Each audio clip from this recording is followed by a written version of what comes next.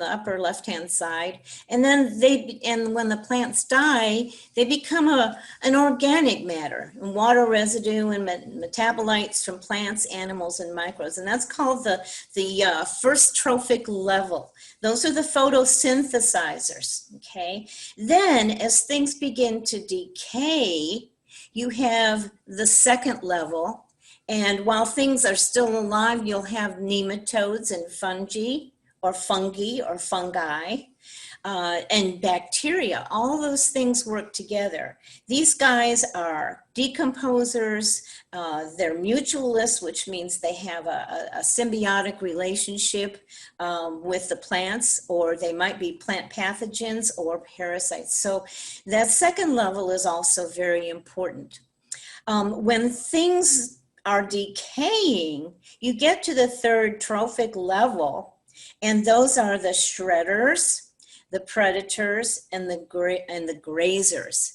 And look at that up above, arthropods, insects. How many of you really like cockroaches? Not many, right? No. No, they're icky, and we hate to see those things. Well, they're at that first level of things that we can see in the soil food web. And when you see the presence of insects well, roly-polies are different, but if you see arthropods and other insects like cockroaches and earwigs and things in your compost, they are actually working hard to take your compost to the next level, no matter how icky they are. And here's a word of advice. If you are looking at your compost and you continue to see insects in it, it's not done yet, okay? Those guys will all go away when they've done their job. And then you have the nematodes. They're bacterial feeders, and they feed on fungi, protozoa, and amoeba. And so, shall I let that Erica in? Let me do that. There we go. And so you have a protozoa like amoeba and flagellates and ciliates. Did you get down to that level when you had your botany class with Mike Womack? No, but you are going to get to the arthropods when Beth does her insects thing. So you'll learn more about these guys and how they all relate. So then we have the arthropods that are predators, and they eat these other guys, and the nematodes. They're also predators to other life forms. And then the highest order are our birds. Next highest order are birds, and the highest, of course, are the mammals. So things break down, and they provide food for these items at the higher level of the food chain. And I love this drawing because for me, it just really says a lot about what's behind the whole composting thing. Let's see if we can get to another slide.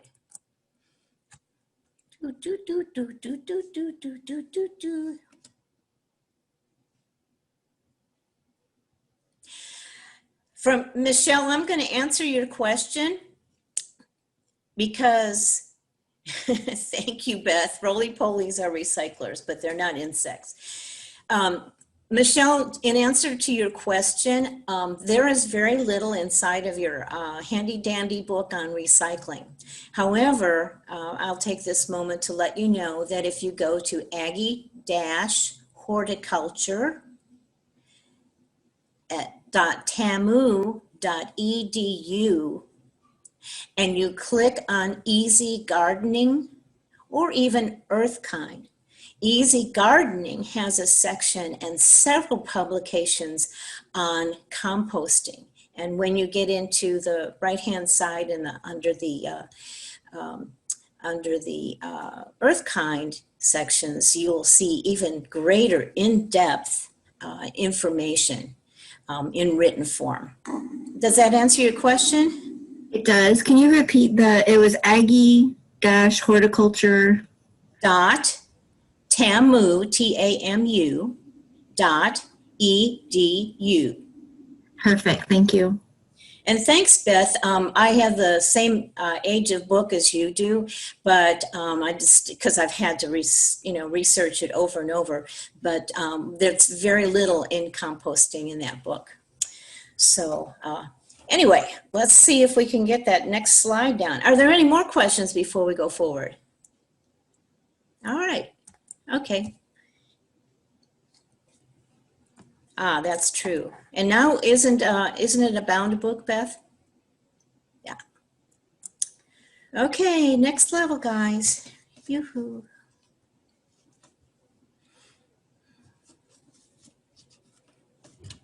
Yeah, for those of you who aren't familiar, the book that we had before was in a binder. And we added more things to it and took our notes right in the binder.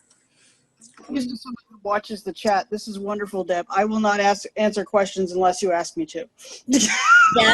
Beth, this is how we interact, my dear. I know. We always jointly do talks, and if you want to help with my talk next week or the week after, feel free. I had Kevin take you off the schedule officially, so you wouldn't be beholden to. But you know, I did it with Carol too, because you know the three of us. Good. Hey, Hannah, that's great. Look at what she wrote. She put the address on there. Thank you so much. Yes. Awesome. Yes, definitely. Okay, let's see if we can't get our next slide. Come on, kiddos. I'm just, I'm flabbergasted.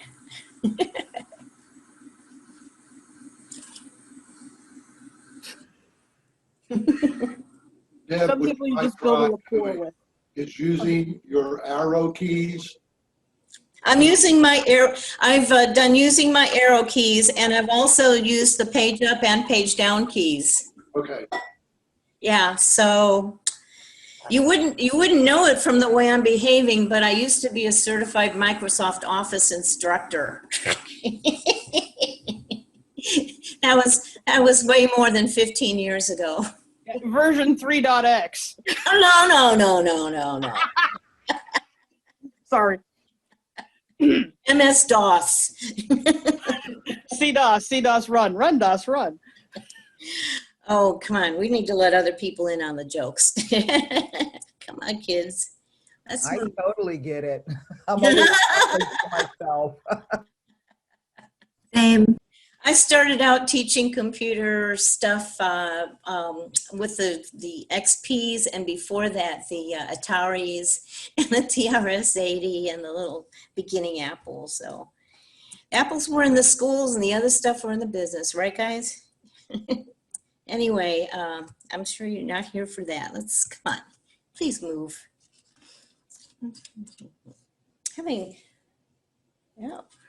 I should be able to control your slides.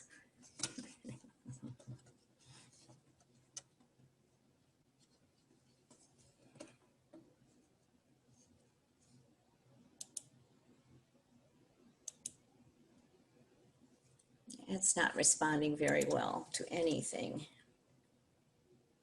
Oh, now see, now you're at the very end, you silly things.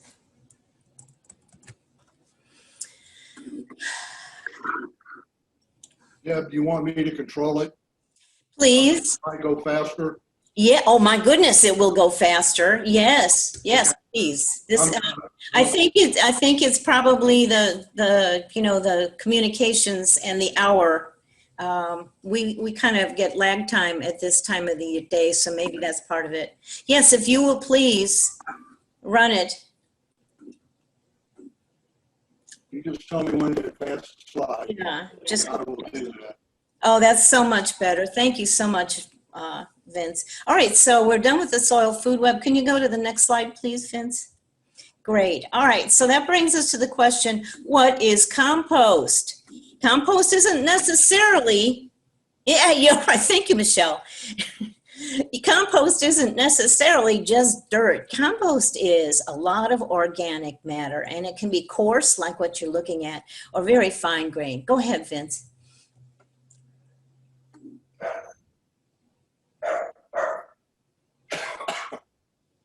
Back over here. Okay. And these are the definitions. It's the decomposition of organic matter through natural microbial activity through the use of carbon, which carbon is brown stuff like leaves that are dried and twigs. Okay, and the next one is nitrogen, which we refer to as green stuff. So if we say something like puts lots of brown stuff in there, like 3 times the brown stuff to 1 part the green stuff is things that are not decomposed yet, such as potato peelings or grass clippings that have simply just been mowed. Grass clippings that have gone through decomposition and they're totally brown are considered brown things or carbon. So grass can be either green or nitrogen or have carbon in as far as it. And then, yes, oxygen needs to happen in order for these things to interact with all the microbes that are going to be going through there. And there's one more thing. Water or moisture is very important. Later on, if we get that far, I have a slide about my own compost bin that I put a bunch of brown in, and it needs some moisture. And then the carbon to nitrogen ratio. Now, there are all kinds of mathematical things that you can go into, and we'll probably see a slide or 2 on that. But roughly, I think that I usually use about 3 parts of carbon to 1 part of nitrogen in the ratio. Go ahead to the next. Okay, so did anybody have questions on that? We'll get more info in a few minutes. Okay. That's good. This picture shows, oh, hey, that's Illinois or Pennsylvania or North Texas. All right, where you actually have trees that lose their leaves in the fall. This is one of the professors from Texas A&M who lives in a very wooded area, and he allows his leaves to pile up year after year after year. And in that previous slide, that was cold composting, where he just lets it sit for years. And then you have some like it hot. This is called hot composting. And here you will see that it's smoking, isn't it? Some compost piles can get so hot that they'll actually get on fire. We went to we went to a compost place near the dump on the south side of San Antonio during our training, and they have piles of composting materials 15 feet tall, and they have a large type of machine that comes through the rows and turns them over, otherwise they would get too hot.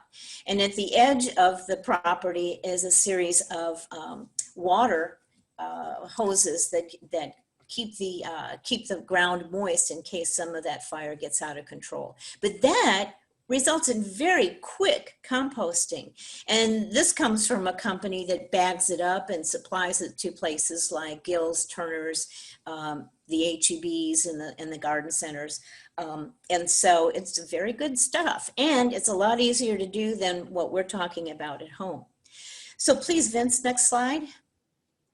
This is a comparison between cold composting and hot composting. And you can see that cold composting can take years, or if you have a static compost pile in your yard, if you've got the room for one, you just leave things there and you check out the bottom of the pile, and stuff at the bottom is getting composted and the volume reduces, and a coarse compost is reduced.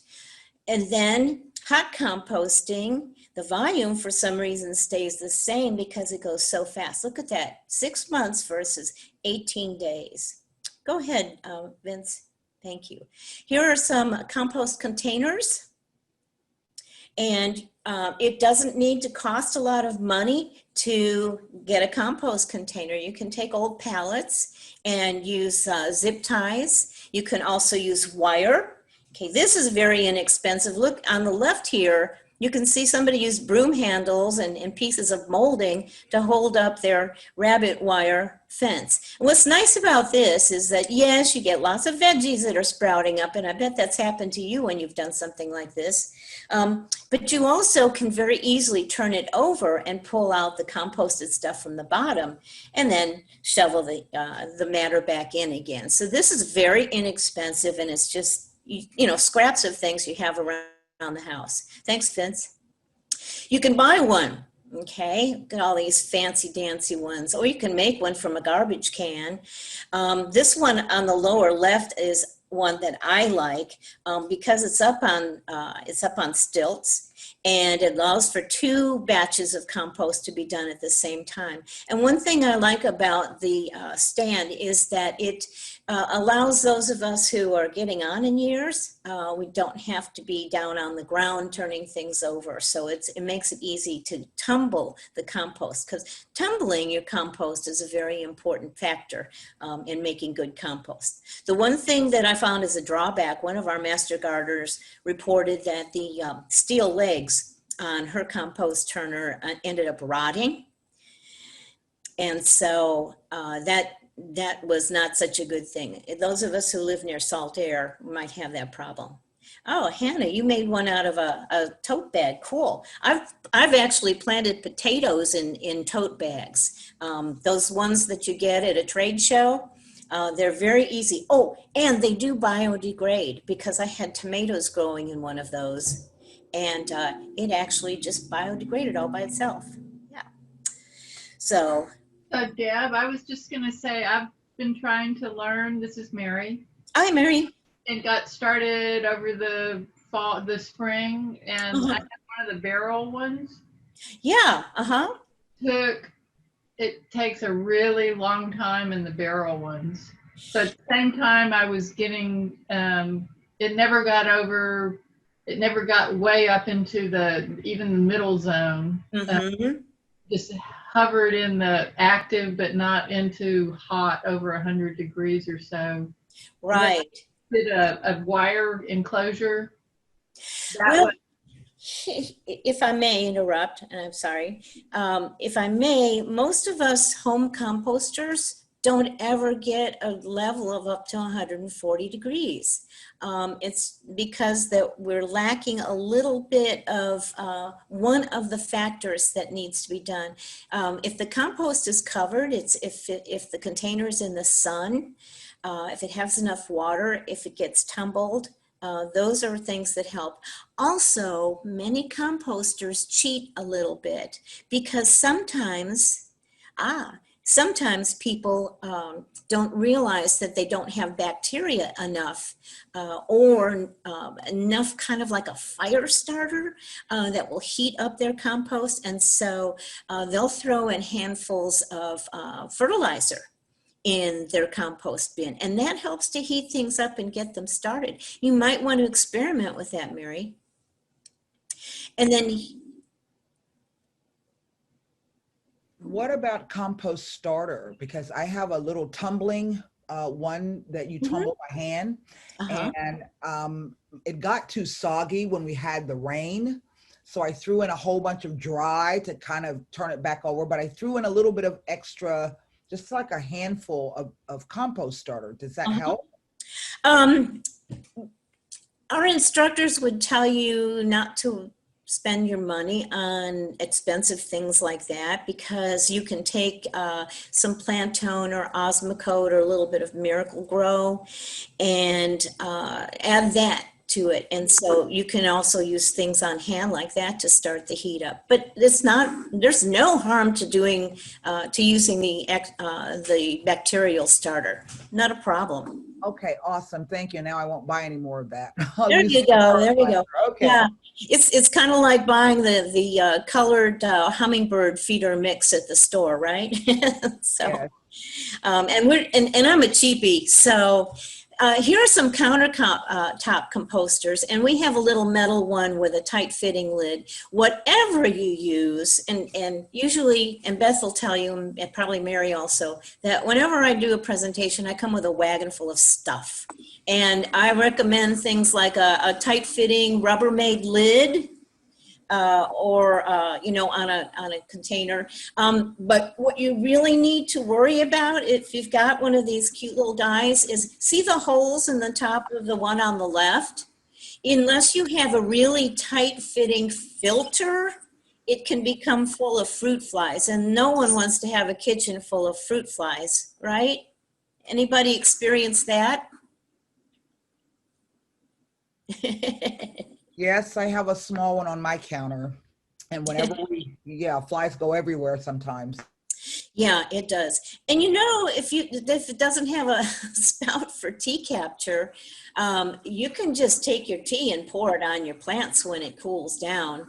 The same thing. Oh, no, I'm sorry, Miss Holiday. That was to Erica about the composter. I'm so sorry. It's okay. I'm trying to respond as we go, but we have a little metal one. It's kind of cute because my husband didn't like my practice of just recycling the bags from the grocery store for the evening's plant leavings. And if you're like us and you eat a lot of veggies, you're going to have a lot of that. And don't forget, both your coffee grounds and your coffee filters are highly wonderful in a compost bin. So don't ignore those things, even eggshells. But having gone through a series of worm composting where eggshells were supposed to be good for the worms, I didn't grind them up. If you're going to put eggshells in your compost, can you run them through a food processor that is like your herb grinder, so that they're nice and fine, so they break down? They're a wonderful source of calcium. And by the way, coffee grounds are pretty much they're a balanced fertilizer all on their own, so they're really good. And of course, they've got that little bit of acidity to them, like a tea thing would. Oh yeah, Nature Mill. Yeah, doesn't really process a whole bunch, and it's an expensive thing. But you can get one if you want one. And some of these are basically can be right under your kitchen sink, in the cabinet under your sink. And there's That's a really fancy blender is what that is. Yeah, it chops everything up fine and turns it into a slurry, doesn't it? It doesn't turn it into soil. It turns it more into a slurry, kind of like if you ever buy your lettuce mix, because we can't grow it here very often, in one of those clamshells, and that stuff that gets goopy at the bottom, and you mean that to throw it into your compost pile, but you don't for several days, and you look at it and it's kind of sulfury smelling and runny. That's the thing. Yes, Michelle. It's probably a dumb question. I have not composted before, but I guess I have composted before. And what I found was that I had a bunch of things in a bucket, and then I didn't have enough brown stuff to offset it. So can you rake up your grass clippings and just kind of leave them to sit there until they become brown? Or do you go steal stuff from your neighbor's yard? Or how do you do that? Well, if you're lucky enough to have, let's say, oak trees, or if you have enough of a lawn, and maybe when you mow your lawn, you capture the grass sometimes in a bag as opposed to letting it decompose on the lawn. When you've got a really thick lawn, sometimes, according to us in our yard, we bag it, but we also compost it. We have a quiet place for that. So yes, brown is very important. So if you put the night's peelings and lettuce leavings and the skins from garlic and onions in your composter, of course the skins from garlic and onions are browns, but anything green you need to add, like for every 1 handful of green stuff, you need to put in about 3 or 4 handfuls of leaves. Now, what we do in my yard, and I have a presentation on that, is we don't really rake up our leaves, and we also have a thick layer of cypress mix mulch on everything that doesn't have something growing in it. And basically those leaves accumulate by my composter, and I just scoop them up by hand when I add garden, kitchen things. Does that help? It does. I think I'm going to have to go and do my neighbors a favor. I like Carrie's comment over here, because there are folks that live near master gardeners who don't have their own oak trees, and sometimes if people in the neighborhood are bagging up their oak leaves or their other leaves, those master gardeners will ask if they can have those bags. And if you think, there you go, Mary, a leaf shredder for the oak leaves, because the oak leaves can actually compact a little bit, but you can actually run those through your lawnmower and cut them into smaller pieces so they won't stack up. Good advice. Thanks, Mary. Any other questions at the moment? Okay, well, in here we have the Bokashi bucket compost, another nice gizmo, and you can compost almost anything. It won't smell, and when you add it to it doesn't add to your waste, and it ferments for 2 to 3 weeks, but then it's ready to be buried or compost. What does this do? Well, what this does is it turns your stuff into that slurry that sits just like in the clamshell with your old lettuce. See the spigot at the bottom? You empty the spigot and it's a slurry of brown water, if you will, and some people call it compost tea. Literally, it's not compost tea, but it is a slurry that you can put it in your compost pile or to bury it in your yard. So that's what that does. Okay, next slide. Hello? Hello, Vince? Ah, isn't this cute? The garden tower. So some clever restaurateur got this garden tower. And you know what? You can actually see making one of your own with 5-gallon buckets and stack them and put holes in there with your potting soil on the edges and room. Yes, thanks, Michelle. And you can put your seeds in there for salads. And in the middle, you see this PVC, well, on my mouse. Can you see my mouse moving? No? Okay, well, Vince, if you will take your mouse and push it, pull it over the white thing in the center of those buckets, that is where you actually put in your composting things, your kitchen scraps. It's the top screws open and you put your compost stuff in there and it nourishes the plants that are growing in this tower. There are all kinds of clever things to be done in this regard. Okay, and let's go to the next. Thank you, Vince. All right. Oh, look at these. Okay, if you have more money than God, there you go. That's the composter for you. Solar technology, and it's a pretty high capacity type of composter. No smell, no animals, no insects, just hard work. Thanks, Vince. Next one.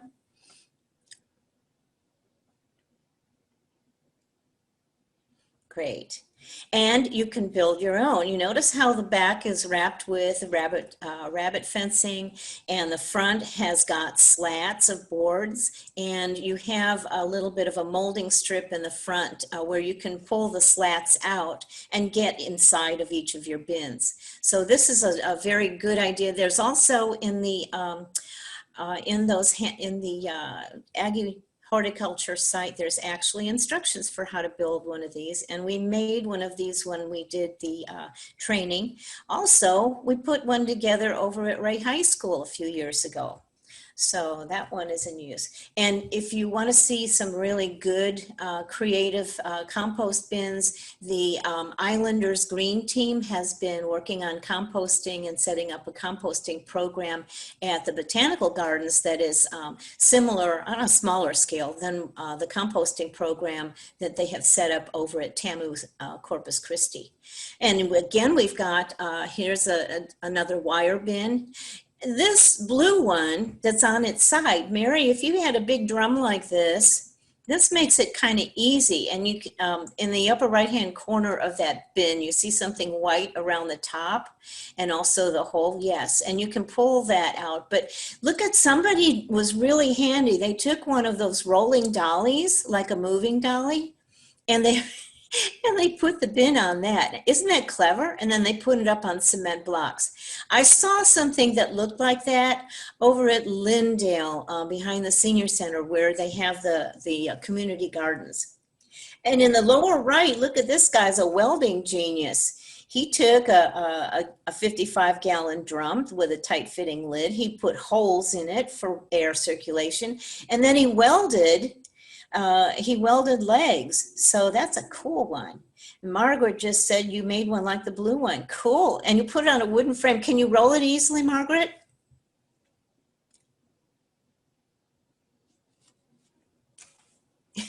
That's okay. Go ahead, next slide. Oh, she said no. But that's good because it's up high. There are all kinds of other methods that are used throughout the world. Let's go through these a little bit quickly until we get to trench composting, okay? There you go. So the indoor method, next slide, biodynamic method slide, next slide, if you will. There you go. So these are used in places where there's not a lot of room, lots of cattle slurry. Okay, go ahead, next one for us. And here's another one. It's like it might be South America maybe, or anyway, they built a pit, added layers, and did a cover. Okay, That's not mud on top. No, that's how you get your pile hot, by the way. Get some green manure in there. And you know what, in further answering that question about getting your pile hot, you could add rabbit pellets, you could add goat dung, you could add some cow dung in your compost pile. And that could speed up the operation of composting. Go ahead, thank you. And this is one that is done with little, like our recycling bins, and it works kind of like that. Okay, go ahead. Next one. That's a nice biggie, all right, with 2 bins on either side. Bone meal or blood meal, sure, they'll heat it up. Here's trench composting, and this is one thing I wanted to share with you. This is a good way of, if you're getting the leavings from a restaurant, or if you're just doing it from at home or pulling out plants, you can dig a trench between the rows that you're planning on growing, and then put your compost in there and bury the stuff at the bottom of the pile. You can also do that with digging a hole compost, and where you I did this with my corn plants, and I had fish bones that I had, and my grandfather always buried a fish underneath the corn, so I thought I'm going to do that too, and the corn didn't turn out very well because it's too hot, but I was experimenting. That's the thing, it's all an experiment. Thank you, Vince. Next one. And here are the specifications for the University of California's 2 or 3 bin system. 1 cubic yard minimum in size. That means 3 feet by 3 feet by 3 feet, but no higher than 6 feet, because then it gets really hard, because what you're supposed to do in these things is you're supposed to be able to shovel from one bin into the next and pull out the good compost that you've developed in that pile. It says carbon to nitrogen ratio of 25 to 30 parts of carbon to 1 nitrogen. I just keep it at like 2 to 3 because if you've got dried leaves and things like that, that's, a lot of material putting on your nitrogen. Green is the nitrogen and dried green is carbon. Go ahead, Vince. These are examples of carbon. And go ahead, click, there you go, thank you.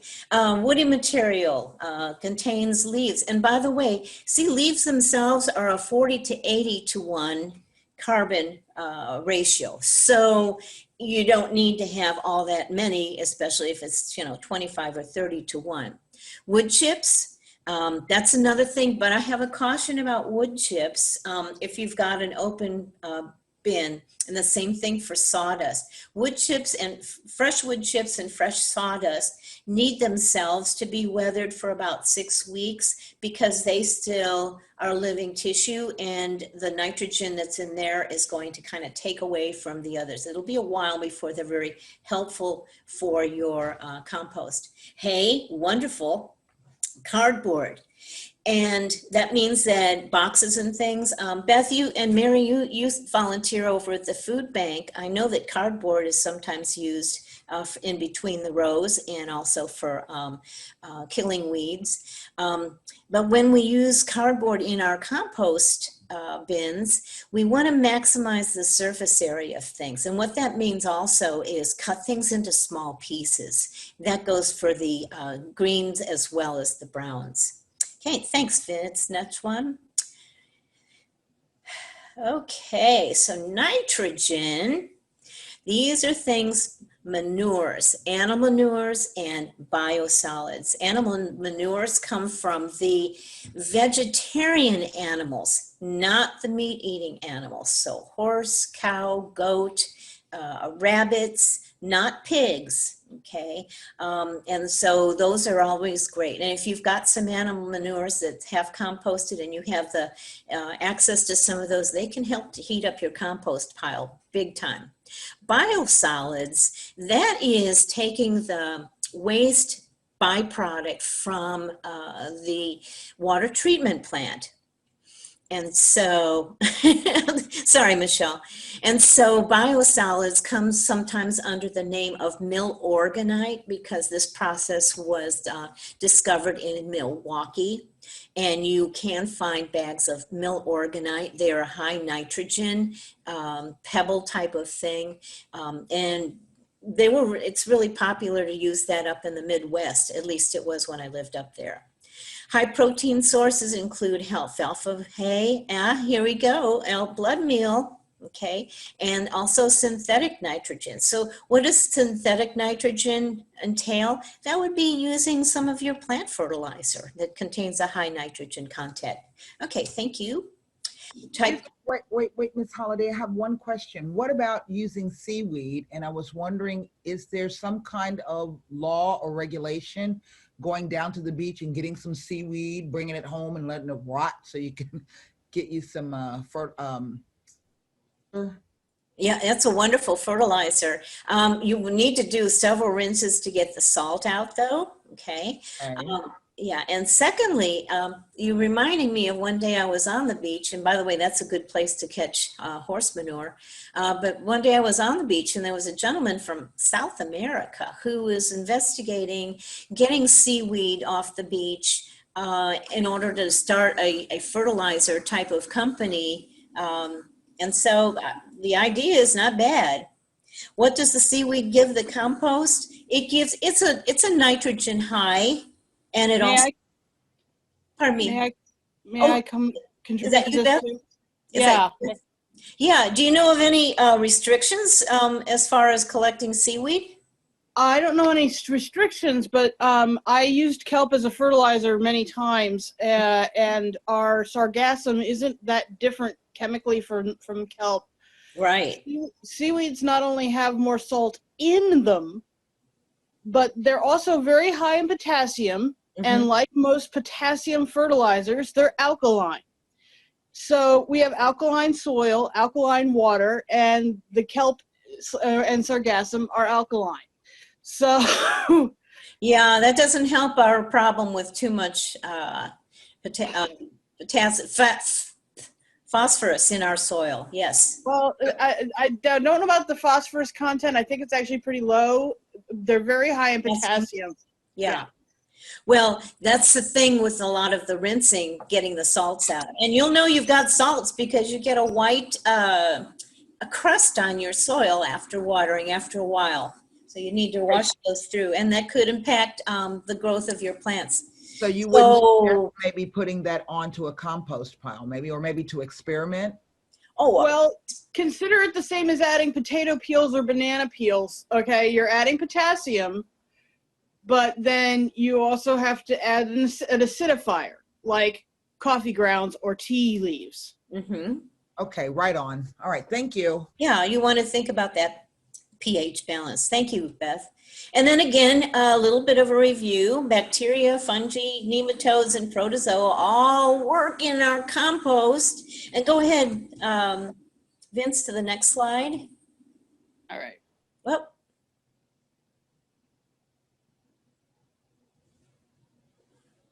there we go. And so here's some of the carbon and nitrogen measurements of some of the things that we have. So for 5 pounds of vegetable waste, your carbon to nitrogen level is 12 to 1. And so carbon is 12 and nitrogen is 1. And remember, we're looking at, because so many of the carbon numbers are so much higher than the nitrogen numbers, that's why we use fewer than those. Look at 20 pounds of leaves. Okay, that's 54 to 1. So again, you know, a pound of leaves, that will help. 3.6 pounds of hen manure, carbon to nitrogen ratio of 6 to 1, 1.6 pound of fruit wastes, 40 to 1, and 2.6 pounds of water. If you add that, gives you your carbon to nitrogen, that's actually a level of 30 to 1. And you can actually start a compost pile, a rather big one, with these measurements, because you can see how these things all act together. Again, it's a trial and error. This is one of my favorite slides, and I can make this available. It isn't in one of the handouts from the website, but it is one of the handouts we use when we're meeting face-to-face. But I like this brown to green recipe here. This is looking at a stacked compost pile, and the first layer has about 4 to 6 inches in the bottom of this composter. And what that does is it gives air a chance to start circulating, and it also gives insects and worms the opportunity to crawl up and do their work in the compost. The second layer, dried things, and then underneath, green things. You see, green grass can be both green or brown, right? And then a brown A layer, and alternate greens and browns, and then add enough water to keep your compost pile consistently wet, like a wrung out sponge. And that doesn't mean dripping wet, and that doesn't mean falling apart. That means damp. Okay, and you need to aerate. So that's why some of these compost bins that don't have air holes in them aren't doing an exactly good job. It helps to speed up decomposition. And at the bottom of the slide, this is something that's very important. Keep it covered. You can either use a tarp or some cardboard, but you need some kind of a good fitting lid on that. And if you're going to build a static or just an open compost pile, because you've got room in your yard for just an open pile, try to keep it covered with a tarp. A, it will prevent things from blowing around. B, it will minimize the amount of critters that will come into your compost pile. And C, it will help to build in the heat and retain the heat that you need for the composting to occur. Okay, continue. All right, so here again is just a little tiny bit, one of my favorite slides. When you have brown leaves and green things, and in the presence of water and air, and by the use of microorganisms and macroorganisms all chomping and shredding and decomposing, compost happens. And I don't even think there's a better way of explaining that to you. What do you think? Okay. Are we awake yet? It's a great slide, and I'm wondering now if you bought the sign I made that said "Compost Happens." Oh, no, I've got the seedy side of town, actually. But I'll look for it if there are any more in this plant sale this year. Okay, so next slide. Okay, there we go. This is the stuff we don't want in a compost pile because it will draw all the wrong things.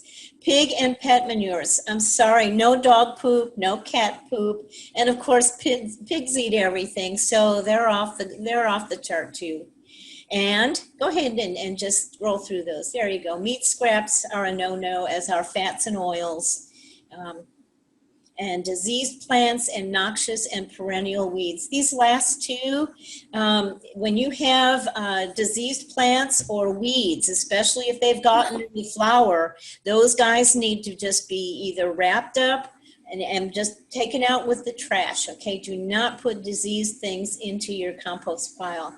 And then anything that's recently fungicide treated, some people like to treat their lawn with a fungicide in the fall to prevent take all root rot, or they might use a fungicide on their roses to keep a black spot away. So you want to make sure that you don't add those. Thanks, Vince. Turn the heat up. This is the optimal. And yes, Margaret, you can use grated avocado seeds. Good idea. So the temperature optimally inside should be 140 degrees Fahrenheit. And if you are scientific about this, you can get a long stemmed probe and stick it down to the middle of your compost pile, especially in a static one. And if you are taking the temp and it's dropping in temperature, it's time to turn your pile. What I recommend with composting is that you turn your compost every 10 days. No, you know what? Not 10 days. That's too hard. Make it once a week on the same day every week. Isn't that easier to remember? I think so, because I'm old and I forget lots of stuff. And then when you've got a turning bin, you go from one bin to the next. Go ahead. And apply and enjoy it. What about ants and grubs and things? Good question. If you have ants in your compost pile, it means your compost pile is too dry. And ants are always looking for a high place, right? That's dry. So you need to pay more attention to watering your compost pile. What was the second question? I didn't see that. Can you turn it too off? Yeah, what's the, like I have a tumbling one. I tumble mine every 3 days. So is that too often, or is there a certain magic number, or? Well, if you're adding green stuff and brown stuff to it and then tumbling it every day, you're continuing to mix it up. I would add green and brown in layers and then tumble it once a week. Okay, and if you've got a turning bin or a static pile, then you'd get your pitchfork to that like every 10 days as well. Someone also asked about wood ash. Wood ash is another potassium fertilizer, and it is extremely alkaline. We used to spread it on our potato fields because potatoes suck the potassium right out of a bed at a very light rate during the fallow season. And again, you have to use an acidifier with it. It might kill some of the beneficial microbes in a compost pile. I'm not sure, but if you do incorporate it into your compost pile, very little at a time. It's very concentrated is the problem. Yeah. I like if you've got wood ash from leftover coals from your cooking in your grill, I wouldn't recommend that. Now it's funny because we've got a gardener from the Aransas Pass or Port Aransas area. He recommends using wood ash for various things in planting. But again, check what your plant needs, because there are some plants that have high phosphorus needs and high potassium needs. Down here with our predominantly clay soils, we don't need much of that. How often do you add compost to your garden? That's a pretty good question. Usually I put compost in when I'm refreshing my beds for a new planting season. On the slide you're looking at here, this is the children's garden over at the Botanical Gardens in San Antonio. And you can see comparing the beds on the left to the ones on the right. What they used on the left was just simply potting soil, and what they used on the right was a well-done compost. And you can see the difference in the growth rate in these two.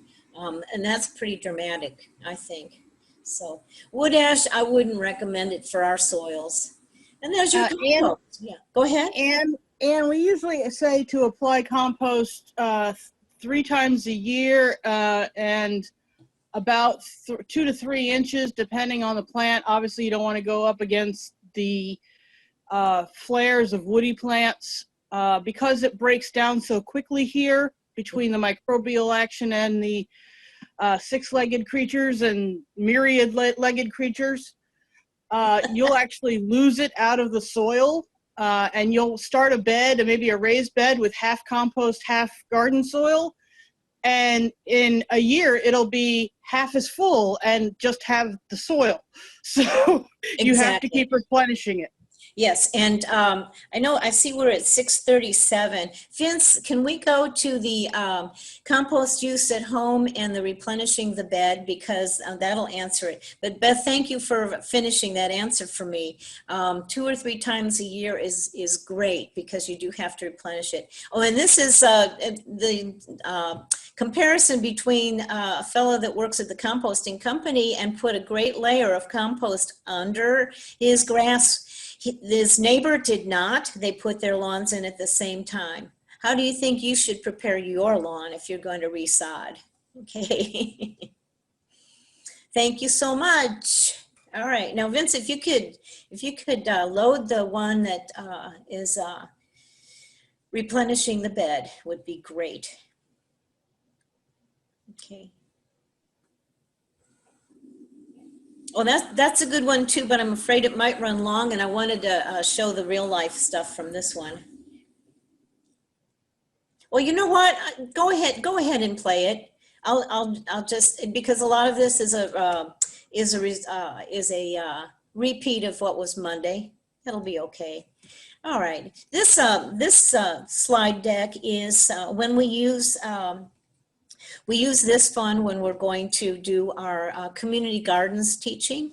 And so you'll be getting the advantage of this. Go ahead. Okay. All right. So slide number 2, good quality soil is the foundation of successful gardening.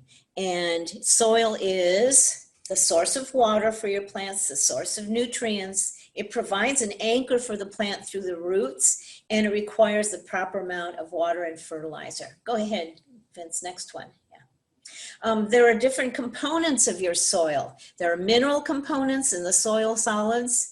Okay, there's a pore space between all of those things, which is really nice. Not something that we have much in our clay soils, which is why we have to amend them, because the air is extremely important to get water down to the roots and air down to the roots. And so water is 20 to 30%, organic matter is 5%. Thank you, sir. Different types of soil. This is clay soil, and Beth will tell you that when I do these presentations, I bring a plastic bag with a piece of clay in it, and it looks like modeling dough. When you squeeze it in the palm, it stays. Thanks, next one. And then sandy soil. How many of you live in sandy soil? That would be the Flower Bluff area, the beach. Now the differences between these two soils, okay, is the clay soil gets really heavy. When it dries, it contracts, and so that can tear your roots apart.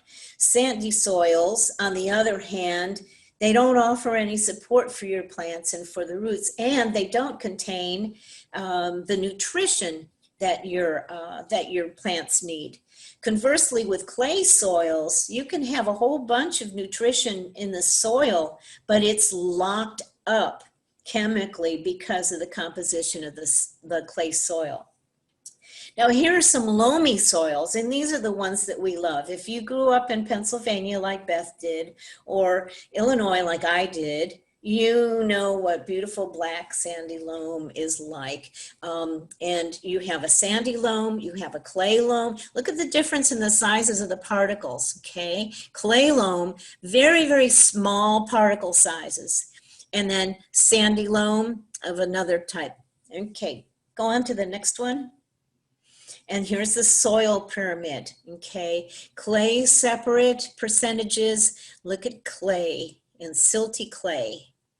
And some of these things go from the highest granulation to the lowest granulation. You can see sand is your largest particle and silt is your smallest particle. So even though you have good sandy loam soil, every soil needs amendment, especially after you've been planting things and you've been getting a produce out of those. Here's 20 essential elements. This sounds like a vitamin tablet, right? But these 4, carbon, hydrogen, oxygen, and nitrogen, make up 95% of your plant solids. And other nitrogen and phosphorus, they have enough of these elements for vegetable production, but you sometimes can't get to them. You might need to add these things to acidic sandy soils. And again, if you live up in the hill country, you've got some quite different soils than we do. But take a look at these other trace elements and vitamins that are in your soil. Where do you think we get our vitamins from? We get them from the things that we eat. Go ahead. Okay, the importance of nitrogen is the most limiting element of plant growth. If you don't have enough nitrogen in your soil, it doesn't allow the plant to grow. It's the center of the chlorophyll molecule, and it's the major component of cell walls. Very important. And this is probably a little bit of a repeat from your botany part and from some of your soil. The importance of phosphorus is really important for root growth and development. It's important for cell division, which helps the plants to grow. And it's also the development of reproductive structures like fruit, like roses, okay, or any other fruiting plant. The importance of potassium, which is the K, is it helps with water uptake and retention. It helps with starch and protein synthesis. It improves the shelf life of the vegetables and the fruits once you've got them picked. And they're very soluble and very mobile. So sometimes this needs to be replenished quite often. Okay, continue. Here you can see what happens on some plants when you've got a deficiency of some of these items.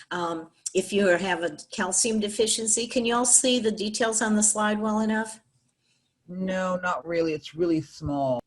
All right, well, I'll read on the top. New growth, all right, things at the tip of the plant at the top. If you have a calcium deficiency, the new leaves can be misshapen or stunted, and existing leaves can remain green. If you have an iron deficiency, young leaves are yellow and white with green veins, and then the mature leaves look normal. On old growth, if it's a nitrogen deficiency, the upper leaves on your plant are going to be light green where the lower leaves are yellow. Bottom or older leaves are yellow and shriveled. Potassium deficiency, yellowing at the tips and the edges of your plant, usually in younger leaves. Dead or yellow patches develop on your leaves as well. If we go down to the next level, if carbon dioxide is missing, white deposit is on the leaves and stunted growth and parts die back. And then manganese, yellow spots and or elongated holes between the veins. And here I always thought that was insects. It is. Phosphate, okay, here you have the leaves are darker than normal, okay, and you lose a lot of your leaves. Magnesium is another one. And where do we get magnesium from, Beth? Epsom salts. I was gonna say, if you're Fred, eye holes, you put it out in Epsom salt. Yeah, but Well, magnesium sulfate does help with plant production. Plants can absorb Epsom salts. Humans cannot. So You- we you allow the cannot- plants. You cannot just eat or drink Epsom salts. If you want to supplement magnesium for a human, you eat leafy greens or you take magnesium citrate. Thank you, Beth. Here is something that, did you talk about the whole test and about getting your soil tested yesterday? We talked about soil tests, but we did not talk about drainage. Okay, this is an important test on the left-hand side here, the whole test, and you'll find this in one of the brochures that's on the Aggie site. But to do the whole test, this is to help you determine how good the drainage is. And we lose a lot of plants, especially in clay soil, due to the fact that the top feels so dry, and yet all the roots are down there drowning in the clay. So we need to kind of know what our drainage level is. And by the way, if you pick out plants like I do sometimes, and they don't have any roots left, sometimes it's just because they were rotting away when they were too wet in clay soil. But anyway, to do this, it's a 6 to 8 inch diameter hole that you dig 2 feet deep. And then you fill it halfway with water and you time it. You take that time and see how long it takes to drain it. If it's less than 15 minutes, okay, that's excessive that's excessive drainage. Consider adding organic matter, okay, which is compost. If it takes 15 to 30 minutes, that's got adequate drainage and water holding properties, good. But if it takes 30 minutes or longer, that's poor drainage. You probably have a stream under your house. Raised beds or coarse textured soil amendments like compost and bark mulch, which we use in our yard. And we also have a lot of raised beds because as we've been aging, we just don't have the energy to do all this. But you did talk about the soil test, right? And everybody's ready to do a soil test? Indeed. Good, good. And these are very important things for you to get this information, and we recommend that you get a soil test about every 2 to 3 years, just in case all the amendments you're putting into soil are making some changes. So please take advantage of that free soil test. Okay, next slide.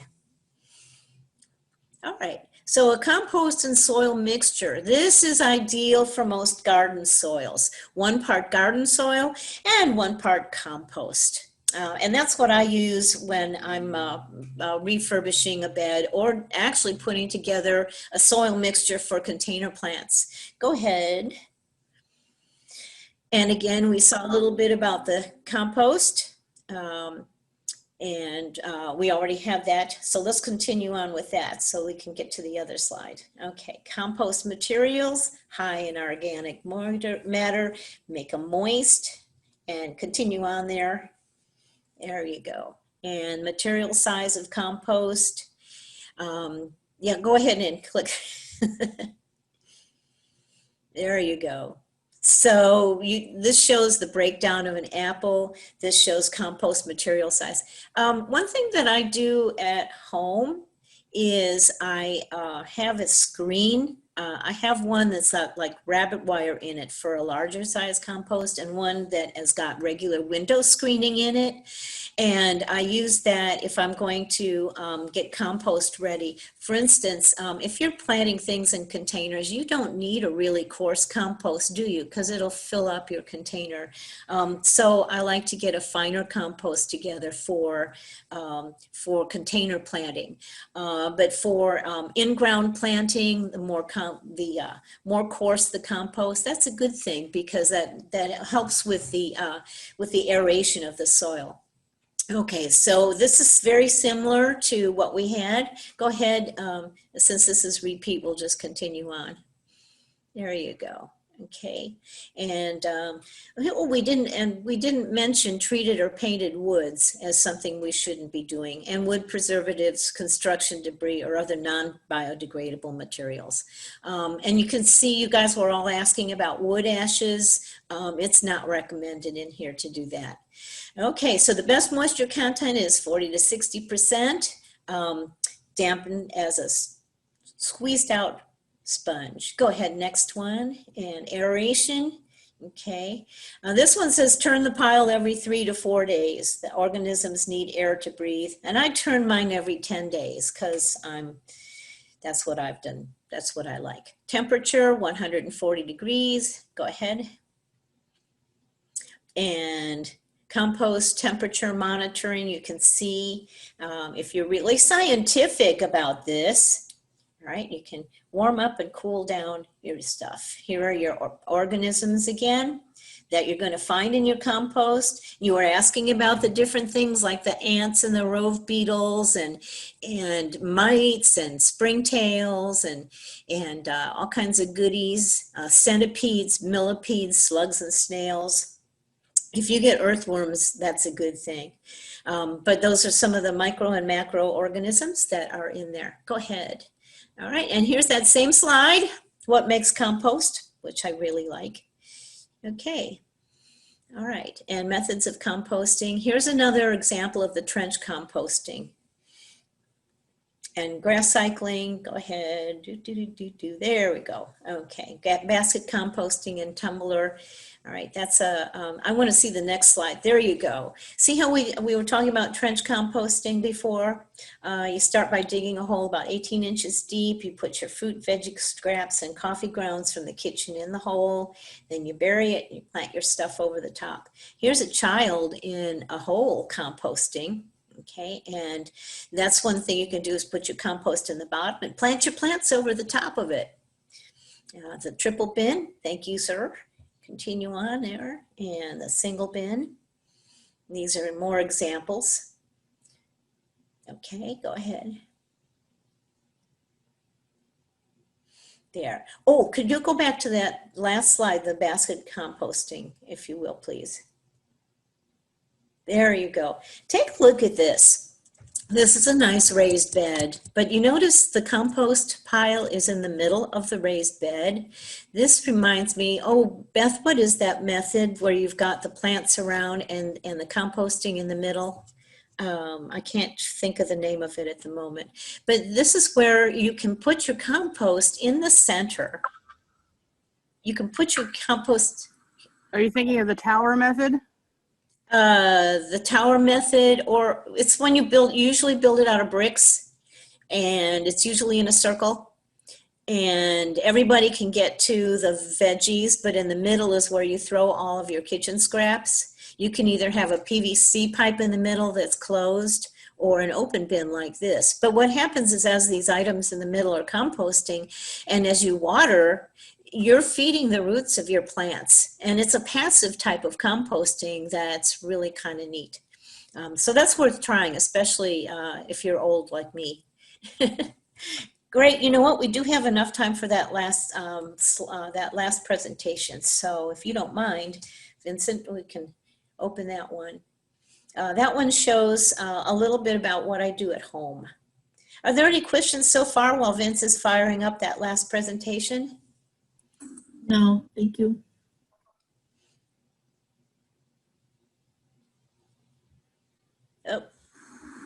Oh, I didn't get that to you. Oh, I only have, It's I all only okay. received two. Pardon me? I only received 2 of the PowerPoints. Ah. I didn't get the third. Oh, ouch, ouch, ouch. Yeah, it's on here. Well, Send it to me, I can load it up real quick. I can. I'll forward it from sending it to Kevin. I'm using the iPad now. Sent. Miss Deb, do you make yourself a soil or a compost screener, or can you buy those? I've seen people using them, but yeah.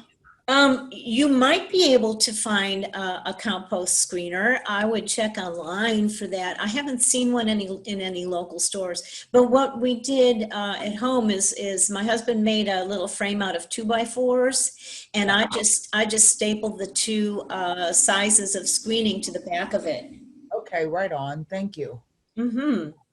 I scored one from an archaeologist Okay. because they do screening too. Yes, you have all the luck, Beth. Well, I was very nice to him. He was my neighbor for a little while. Baby. What does a compost screen do?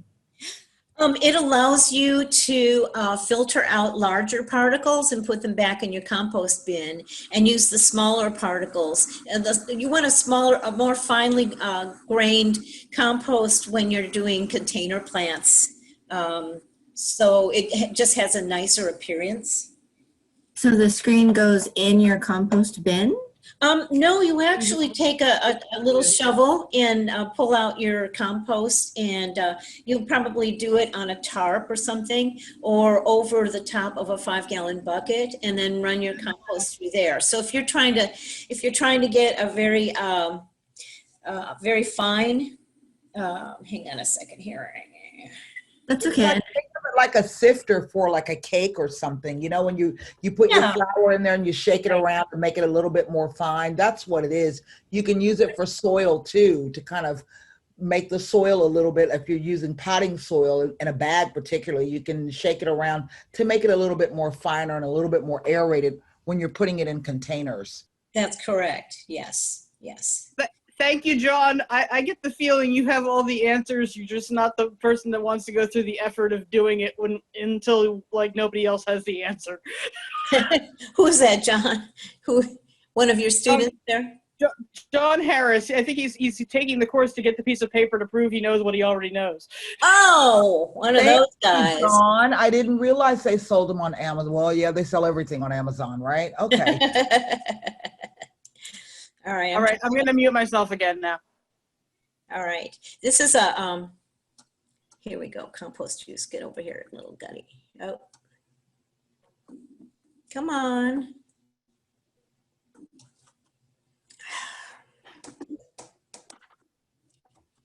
All right.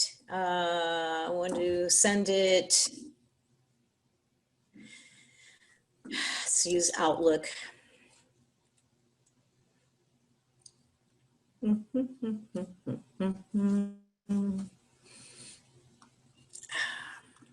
Oh, here it is. Okay, hang on. All right. We have raised bed and home compost, and I want to forward it. Okay.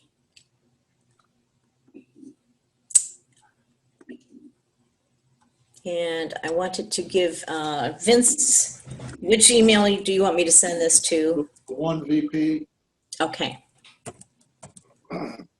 At, right? one VP dot Nueces MG at Gmail, Oh, 1vp.nueces MG at, at gmail.com. okay, at Gmail. That's our official. Oh yeah, I'm aware of that. It's just that use this address. Yes. Okay. All right. Let's send it and hope that you will get it.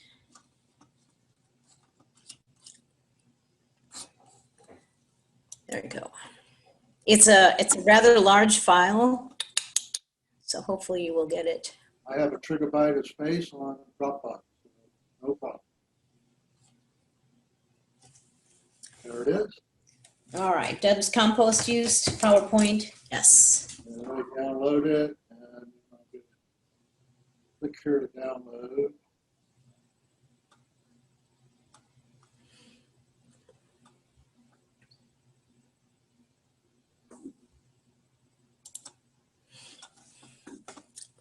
Yes.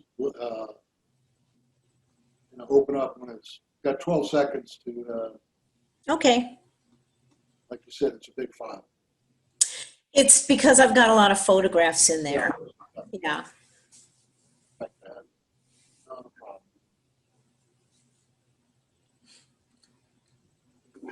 save this. Just keep Yeah, in preparing this this third PowerPoint, I walked around my yard, and I also have a demonstration on how to rehab a depleted raised garden bed, and some of the items that you would include in that rehab process. So whenever Vince gets that down, that would be so super. You got a nice screen picture, Vince. oh,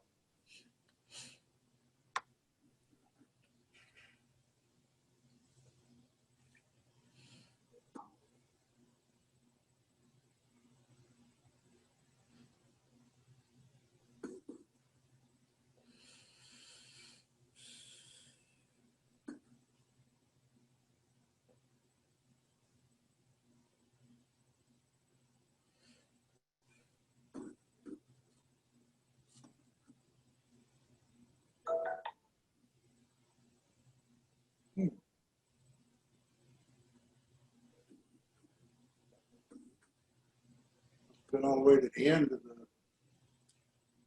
Wait a minute, not the one. Oh, that one we close, yeah.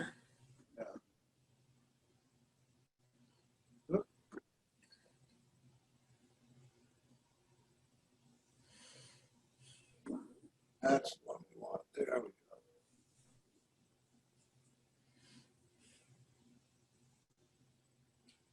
There we go. Yay. Okay. Thank you, Vince. Yes, ma'am. All right, so this this little presentation on the uses of home compost, and also how to refresh soil in a raised garden bed. Oh, I'll get the order for the screens I bought and send them to Mr. Gibb. Ah, good. Here's our first slide. This is what I have. They're actually meant to sit on the ground. But we took an old platform from a grill that we had, and I raised them up higher off the ground to make it easier for me to tumble. You can see that they're easy to turn because they're in those little platforms. They have air holes and they have tight fitting lids, and on the sides that you can't see are little arm thing or hand things for you to turn. Go ahead to the next slide. There we go. Looks like my bin needs some work, doesn't it?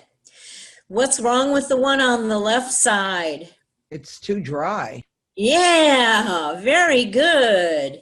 And what's going on with the one on the right? Too wet.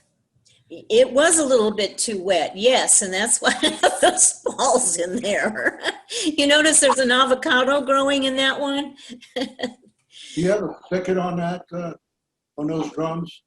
Pardon me? Do you have a spigot on your drums? No, because what comes out is dry, and the air holes allow water to escape. If I've got, and when it rains, it can come. Well, it doesn't come through the air holes, but it does get a little bit of rain if it's wind blown.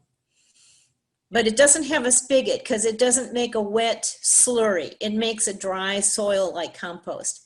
And we were talking a little bit about trying to leave grass clippings and leaf litter in your yard to accumulate, because that's what we have all over our yard. Is we've got grass clippings and mostly leaf litter. We let them accumulate in a thick layer to help keep the weeds at bay, to conserve moisture and provide nutrition. You can see on the left-hand side is just a bunch of leaf litter on top of the mulch, and we just keep sweeping it on there instead of raking it up. The second picture, oh, I'm sorry, I'm gonna go back that one. The one on the right in the last slide, there you go. That's grass clippings that are nice and dry, and we've got those at the base of a corky stemmed passion vine and a nice lily and a cardboard palm and a homemade stepping stone, Beth. Okay, continue on, thank you. The next slide, please. Was that an owl? Yeah. Anyway, if you have some extra space, think about making an open compost area. We have some space between the garage and a side fence, and Bob puts all of our grass clippings there when he makes them up, picks them up in the bag. And you can see we have both green that we can put in the compost bins and also brown. And one reason why I'm not keeping up with this stuff so much is that it's just really hot. I'll go back to that slide because I wanted to show Vince that the picture on the right is where I use I've just used a scoop for that and got underneath the brown grass, and that's a nice looking little bit of nice soil under there, which is what happens under that kind of thing. So I can scrape some of that and use that for compost. Now I have been using raised beds in the backyard for most of my herb growing, and so I've got a bed that needs a little bit of work. So go ahead, Vince, and we can show. Next slide. Okay, so I've had this bed for a couple of years. The soil level is now about 2 inches lower than it was. The nutritional value is depleted, and the old plants need to be either separated and repotted or discarded. And you can see I've got a couple charred and a really terrible looking. This is late summer in South Texas, folks. Anybody else have a garden that looks like this? But Yes, and I've been so depressed. yeah, right. Anyway, earlier in the year, and Mary will appreciate this, early in the year, I had most of the back half of that covered in thyme. That was doing magnificently until, yeah, that's right, okra. I have okra growing somewhere else. But I have a cut leaf celery. I have parsley, curly leaf celery, but the other plants on the left-hand side, they just had to go. And you can see how I took my cut leaf celery, and that's kind of cool. It's like a parsley, but it's got a really great celery flavor, and they use it more in Asian cooking than here. It's an old herb, and I was able to divide it into 3 plants, so some lucky person's going to be able to buy those at our plant sale. So I potted those up and went to work rehabbing the bed. So go ahead, Vince, next slide. Okay, so you assemble your materials that you need for the rehab. My choices contain an organic fertilizer. I also have a bag of worm castings that I probably need to use up. I've got a bag of perlite to help to loosen the soil, and a little bit of Epsom salts, okay, because I was having some problems with the level in there. And then the picture on the right shows a bag of potting soil. This is the container potting mix from one of the local nurseries. And on the right-hand side, some composted cow manure. Okie doke, next slide.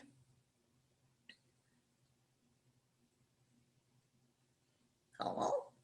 There we go. Okay, so when you use a garden trowel, if you've got a container like mine, or a hand rake or a small shovel, you want to gently work the soil to loosen it, because you might have earthworms in there, like I found. And so be happy. And then if you find any snails, slugs, or grubs, all right, like you can see in the picture on the right, throw those to the birds. They love those. Okay, continue on. And that's one reason why we want you to be gentle, because if you've got earthworms, you really don't want to be chopping them up. So you add potting soil and compost to bring the level of the soil higher. Then you add your fertilizer and soil amendments in amounts specified for the size of the container on the packages, okay? So I'm not going to give you the amounts because every bed is a little bit different square footage wise. But I put in the amounts that I thought were appropriate based on what the packages told me were good.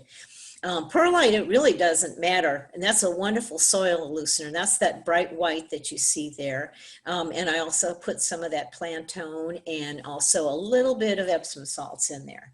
And then I worked that all in and smoothed it out. Okay, continue on, please.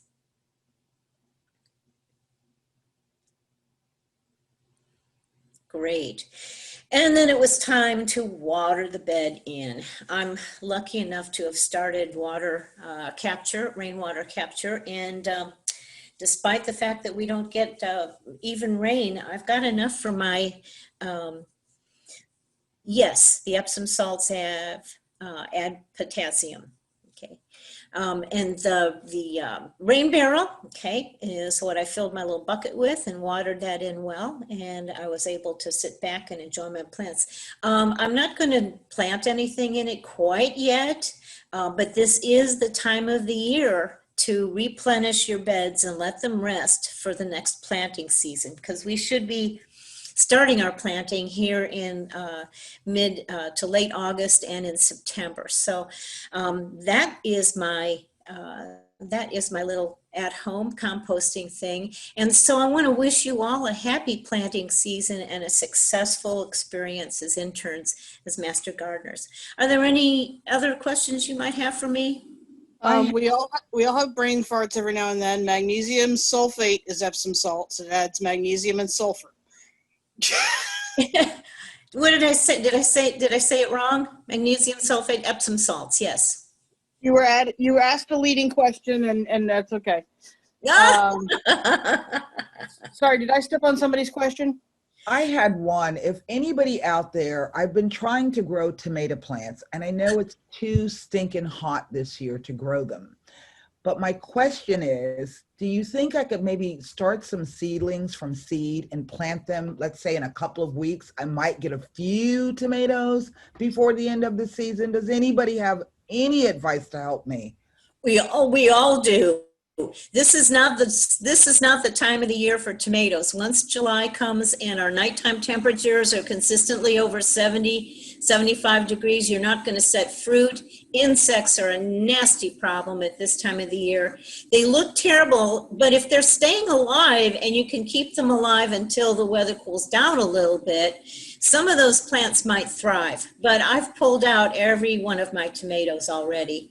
It is wonderful for you to start your seeds indoors now and then put them out when it gets a little bit cooler. Absolutely.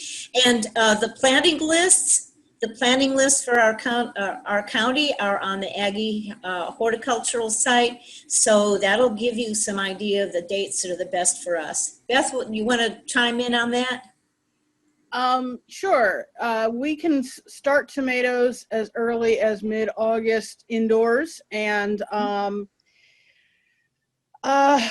normally we would recommend to plant them out mid-September, but it has been getting consistently warmer of late, so I would maybe wait till the end of September. Yeah. Tomatoes like it somewhere between 70 and 80 degrees. They really like midday temperatures, 80 to 85. That's their happy place. It's right around 80.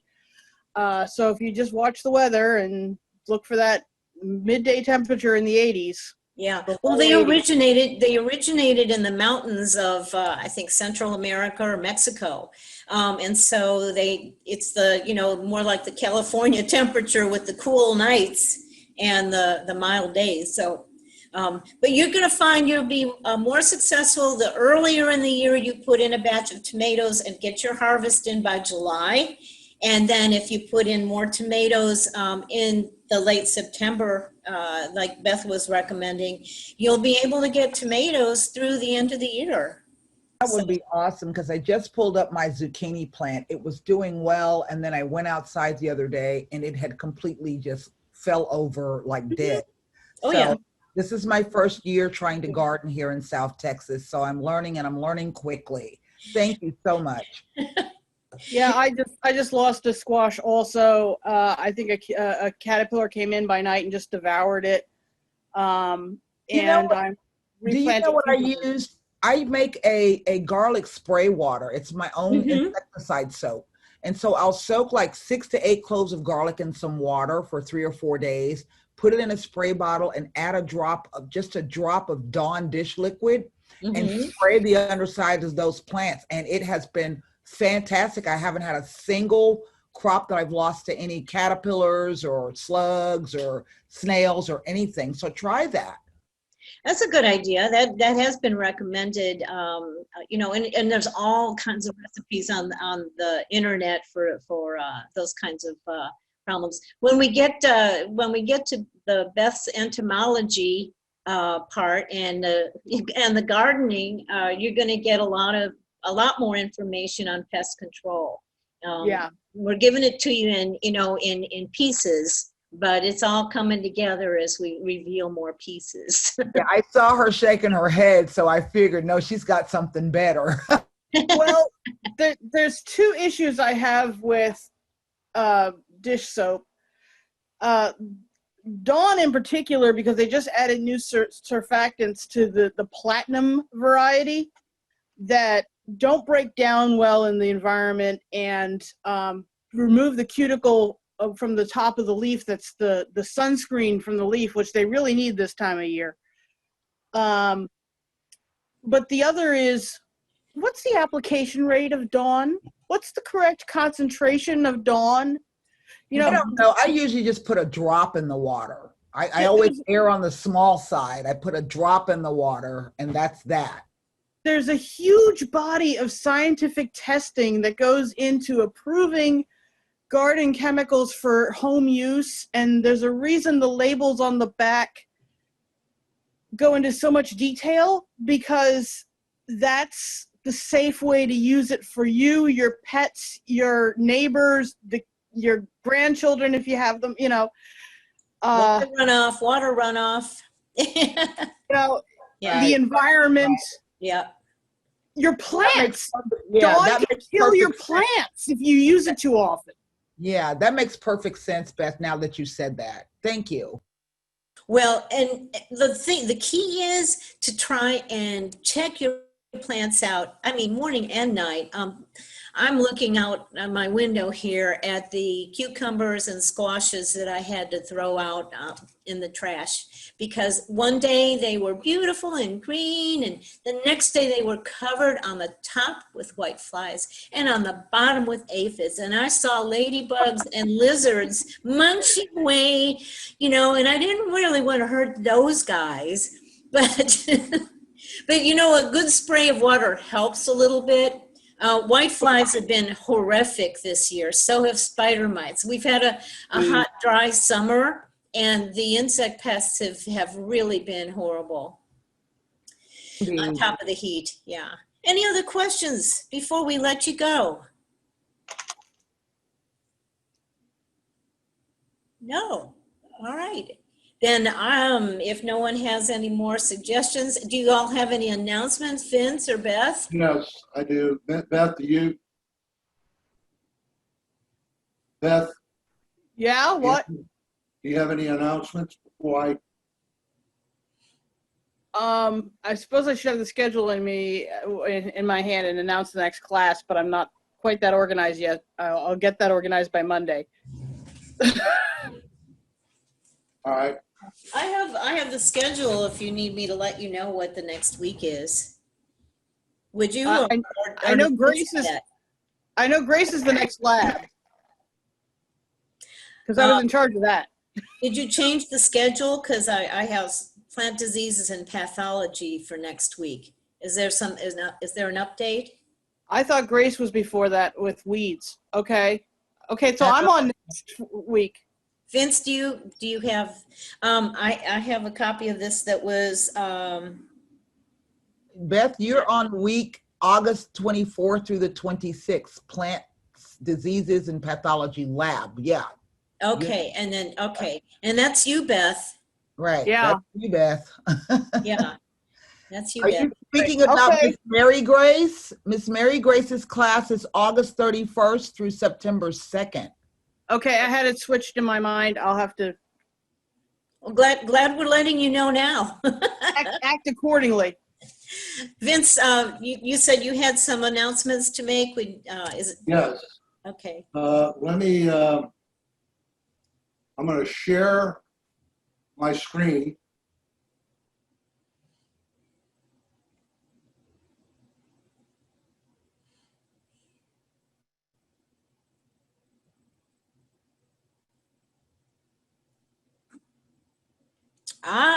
New updates on the VMS, I see. Yes. Great. Okay. Let me go. I'm just going to go to when you guys log in, and I looked. And Kevin has added all of the interns. So you all have or should have access to VMS. If you do not, email me at 1vp.nuecesmg@gmail.com, and I'll get you access to VMS. Now, what I want to point out is you guys should be keeping track of your hours.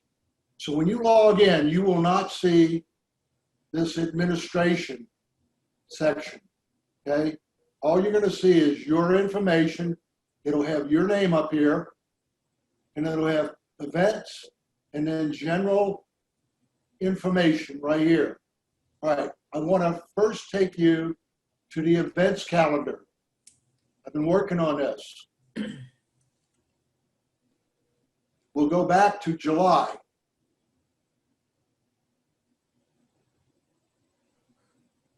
Here is the intern or orientation class. If you click on it, it will bring up the information for that class. This link that I put in will take you to the YouTube video of the recording of that session. Also, at the beginning of all the descriptions, I have included in here, it'll start out, it'll say whatever it is, orientation, botany, soils, composting class, was conducted online via YouTube, Zoom, and recorded. The recording has been uploaded to the YouTube Nueces County Horticultural page. This link right here, if you click on that, it will take you to the Nueces YouTube page, which will have all of the videos in one place. But if you want to go to the video of that date, go down to the second link. Down here it says this event website address for this class is. And if you click on that, I don't know if it'll bring it up. Can you see it? Yep. Okay. It'll bring you to that video. All right. If you click on the other one up here, here are all in sequential order.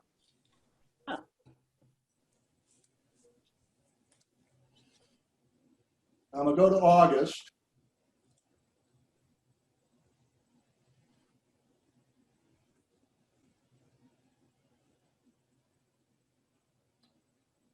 I'm just going to pick this one here, Botany 1.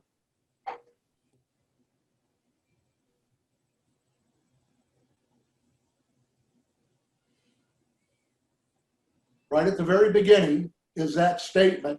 And then this is the statement that Kevin has drafted up that is kind of the, hey, here's what we are, what we do kind of thing. But this is what you're interested in if you want to get to the video, okay? If there are documents attached, you can get to those documents. So like the PowerPoints that Deb has provided will be uploaded, and you will be able to click on those and review those. When I get the handouts and the video, the PowerPoints from our previous presenters, they will be attached down here under documents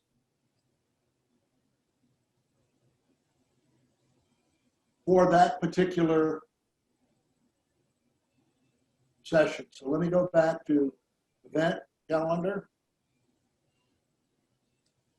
And I'm going to go to today's, the 19th, class, composting.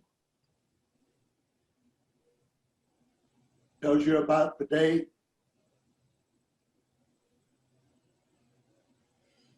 the time. And you see, I haven't modified this yet, but I will edit it. And I will put that statement in at the beginning. And you will either be able to go to the link that'll have all of the videos or today's video only once Kevin uploads it. He hasn't uploaded it, so I haven't added it. But if you look down here, I had time to upload 2 of the PowerPoints.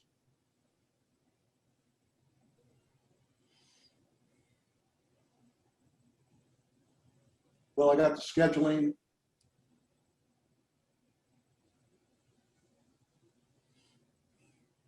It probably hasn't had time to load because they're pretty big files. Okay, you'll be able to get to them there.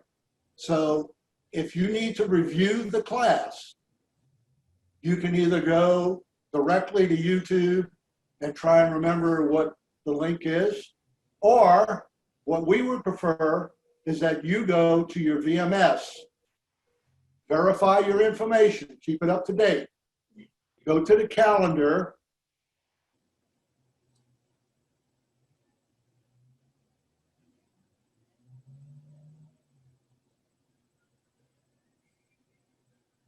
right here, select the class that you want to review, and you can get to the documents, you can get to the video, you can get to the handouts, okay? Remember down here, these are newsletters and documents. So if you're looking for forms or documents that I've had time to upload, so like if you want to look at our Gazettes, which is our monthly newsletter that Kelly Denson does, if you'll click on this, I haven't uploaded them all. I just got all the way back to 2014, okay? So I'm putting them in numerical order, and you can go back all the way to 2014. But there's some gaps because I haven't got 17 and 18 in yet.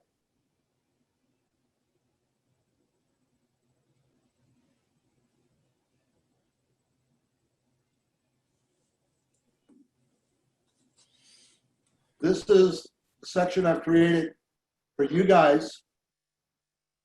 And what I'm trying to do is put relevant documents that relate to this class so that you can find them real easy. So they're under the title, Nueces Master Gardener Intern Class 31. And as I get documents, I will post them here so that you don't have to go looking or asking to get those documents. They should be posted online. Now, there's one last thing that I need to ask you to do. I need all of the interns, email me and put in the subject line, intern class 31, contact information and your name. And then put your contact information in and send me a selfie of you so that I can include it in our Excel spreadsheet roster. And I can also put it in our contacts list for Gmail for all the officers and our admin section. And that way we can start emailing you information of things that are going on, like calendar events, meetings, and so forth. And you don't have to go look them up. We'll send it out, we'll e-blast it out to you to remind you, hey, there's a membership meeting next Tuesday in the morning, and we will have a detailed lesson after on VMS on there. So you'll get things like that that'll invite you. If a special program is being offered, and we get a lot of those, Deb does them around town, Beth does them, there's a bunch, the Botanical Garden hosts them. We have special, like the Earth Time. Paul is looking for help on keeping up the Earth Time. We do the Xeriscape out at the Science and History Museum. We have the food bank. We have HEHA. We have a lot of things that we need volunteers for. And that will keep you in the loop as to what's going on so you can get your volunteer hours. Okay, you can kind of spread yourself around and get to learn the lay of the land. We have plenty of things internally that we can use help with. So if you like to get some volunteer hours, let me know and I will direct you to like the plant sale coordinator, the Gazette, or the project that you're interested in, to that person who is in charge of it, and they can get you involved and you can start accumulating your 50 hours of volunteer service and your 6 hours of CEUs. Are there any questions? Okay. So your information. Wait, I have a question for you, Vince. Yes, This is ma'am. Sarah. And I was already in my VMS system. Now, here's my question.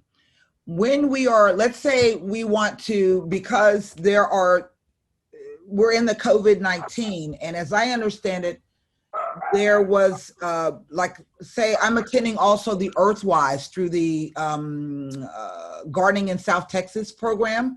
And so there's a couple of classes that I'm attending there as well. So Kevin said that I could use a few of those videos or those sessions as volunteer hours. Right. How am I going to enter that when I go? Good question.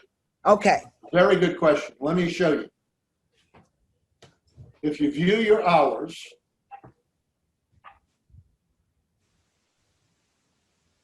you have miles driven, CEUs, and volunteer hours. Okay. Do not put in more than 6 volunteer hours. They will get you nothing extra.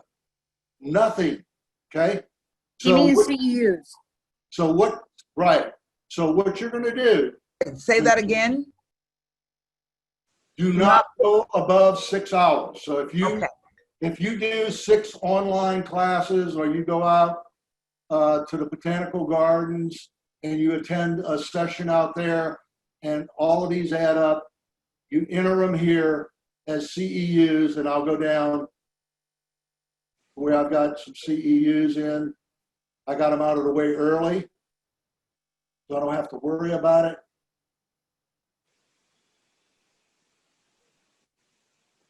I got that in the wrong place. I have to correct that. I see what you're saying. So you're saying for each event that you're putting in, don't make it over 6 hours because it's not going to get you anything. Right. Is that correct? Okay, got it. Okay, so No, he means the CEUs were labeled as 6 CEUs. If you work the Home and Garden Show back when that comes back online for like 8 hours a day, you can still get 8 hours for that. Volunteer hours, you can get thousands of hours. It's just that we're only required to get 6 CEUs a year. And if you accumulate more than 6 CEUs, they say, that's nice. okay, so let's look here at this herb. I think it'll show up here.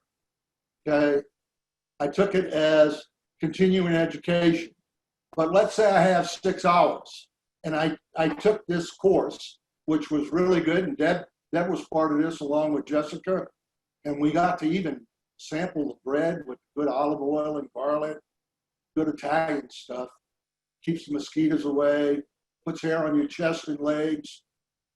I don't want that. Oh, sure? Okay.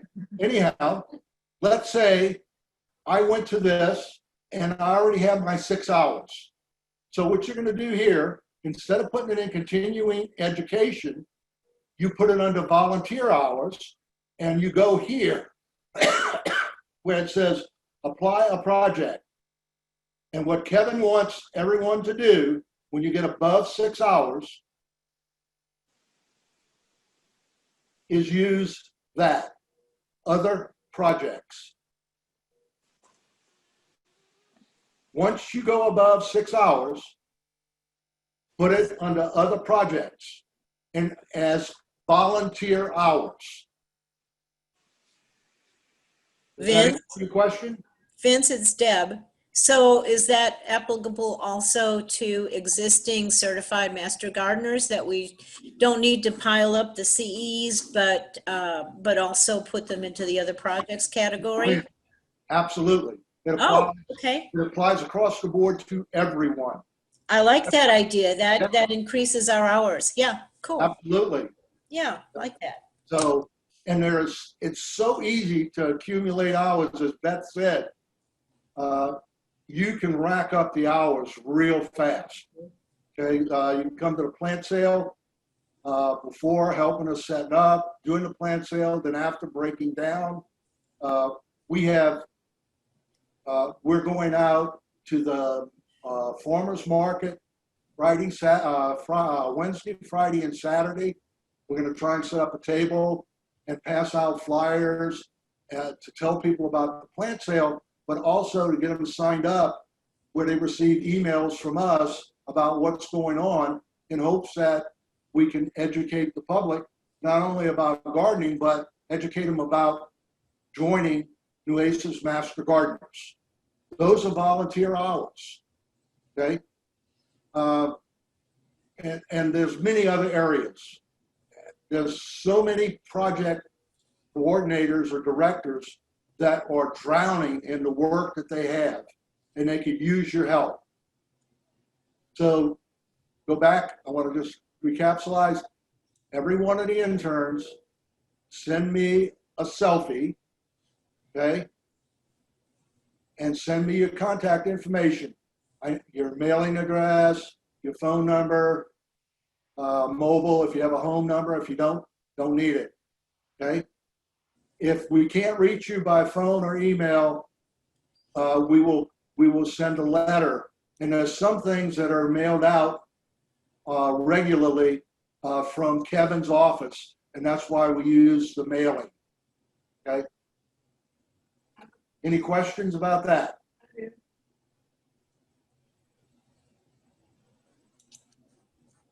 I don't know if this question was already answered. Are we supposed to be logging these classes that we're taking right now?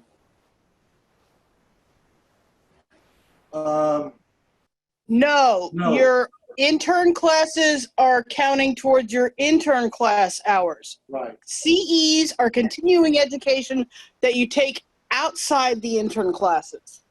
So if you attend the Gulf Coast Gardening Series, if you watch other videos online that AgriLife has published, they have to be from a research-based organization, but they don't have to be from AgriLife necessarily.